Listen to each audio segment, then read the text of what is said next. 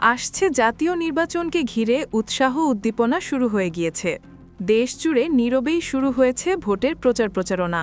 আগামী জাতীয় নির্বাচনে যেসব আসন নিয়ে গুঞ্জন ও নজর রয়েছে সবার, তার মধ্যে অন্যতম ঢাকা ১৪। কারণ এখানে নির্বাচন করছেন জামায়াতের সাবেক নেতা প্রয়াত মীর কাসেমের ছেলে ব্যারিস্টার আরমান।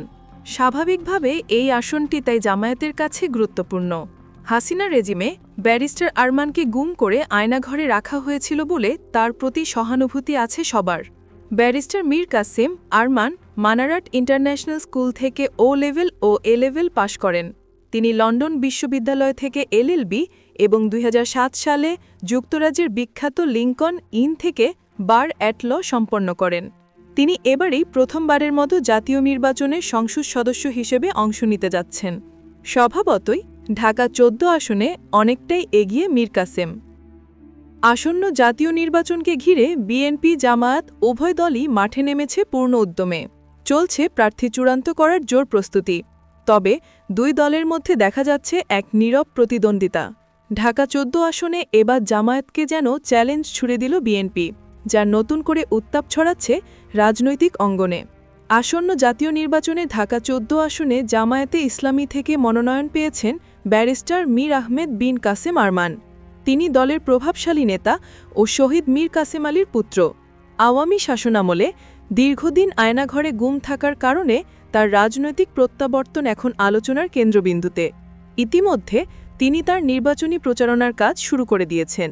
ঢাকা ১৪ আসনে নির্বাচিত হলে দেশের স্বাস্থ্য ও শিক্ষা খাতকে নতুনভাবে গড়ে তোলার প্রতিশ্রুতি দিয়েছেন তিনি।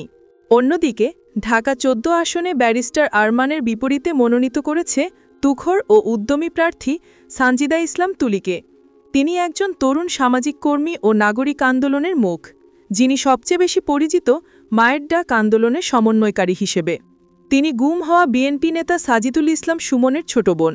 তারেক রহমান সম্প্রতি তাকে ফোন করে ঢাকা ১৪ আসনে নির্বাচনের প্রস্তুতি নিতে বলেছেন।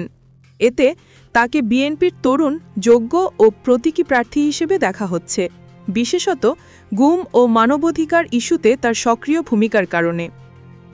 একদিকে জামায়াত মনোনয়ন দিয়েছে গুমের শিকার ব্যারিস্টার মীর আহমেদ বিন কাসেম আরমানকে, অন্যদিকে বিএনপিও মাঠে নামিয়েছে এক শক্তিশালী প্রতিদ্বন্দ্বী সানজিদা ইসলাম তুলিকে।